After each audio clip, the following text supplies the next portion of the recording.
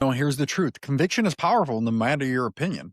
It can move people, it can change policy, and it can really shape the next generation. But conviction without balance can become dangerous. That's where extremism creeps in, when our desire to win becomes more important than our willingness to listen. Let's talk about extremism in Michigan politics, because if you want a front row seat of how extremism can be, look in your own community, because I'm sure there's plenty there. Remember, at one point, there was a group of gentlemen that tried to kidnap the Governor Whitmer. That wasn't politics. That was people being frustrated about the pandemic, and it fueled people to turn a certain group of people to turn radical. Disagreement about COVID turned it into a violent plot.